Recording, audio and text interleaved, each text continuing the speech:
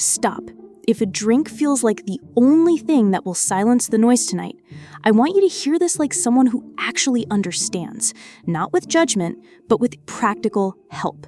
This is how to stop alcohol addiction and why each move matters. In plain words, you'll get what to do when an urge hits, how to rebuild your life so the urge loses its power, and how to treat yourself with the kindness and strategy you deserve. First, what's happening inside you? Alcohol gives fast relief. Your brain remembers that relief and starts to expect it. Over time, you don't drink to feel good, you drink to feel normal. That's not moral failure, it's biology and habit. The good news? The same brain that learned the habit can learn a new one. That's neuroplasticity. It's the reason change is possible. When a craving arrives, try a simple practice that actually works. Name it out loud. This is a craving. Naming creates distance between you and the feeling. Then, breathe slowly and notice the physical wave. Tight chest, buzzing hands, a hollow pull in your stomach. Watch it rise and fall. Cravings peak and then pass. This practice isn't spiritual fluff. It weakens the automatic reaction, and exactly because it creates a small gap, you get to choose. Now make your moments predictable. Vague willpower fails because it leaves room for the autopilot to take over. So set tiny, specific rules you can follow without thinking. If stress hits, call one person. If you want to drink after work, make tea and step outside for 5 minutes. If you usually pour at 8 p.m., swap that time with 2 minutes of exercise.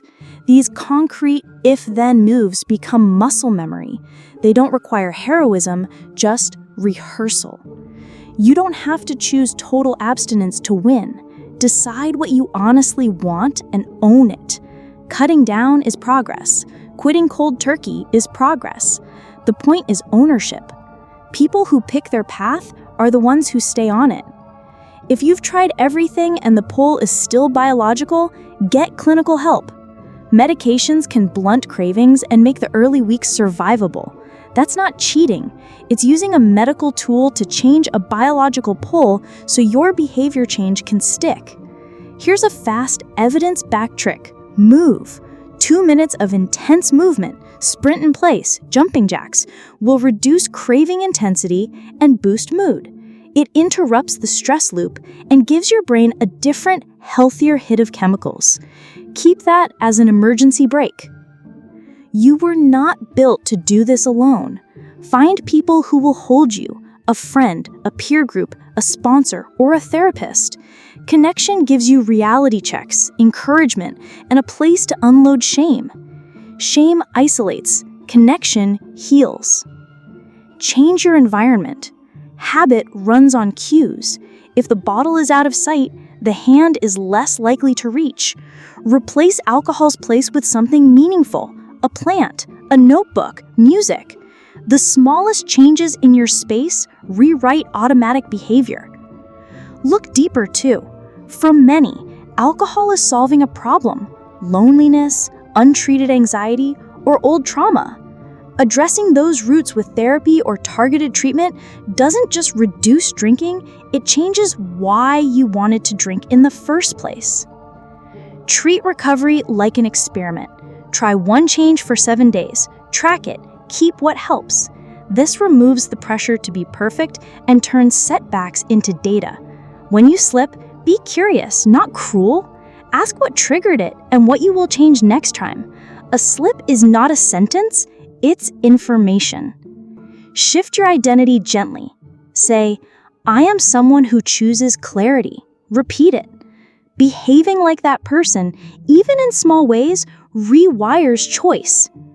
Stack tiny habits: 5 push-ups after work, a 2-minute journal, a daily 60-second check-in with one person. Tiny actions compound into a different life. If you drink heavily, don't detox alone. Withdrawal can be dangerous. Seek supervised care. Celebrate real progress. One sober evening is a win. One sober week is momentum. Reward yourself in ways that matter to you. There is no single trick. The real win is a combination. practical strategies for the moment, environment design, social support, occasional medical help, and daily micro habits. Start with one small step right now. Pick one tactic, do it for a week, and watch what changes. You're not broken. You're learning a new story. Start today.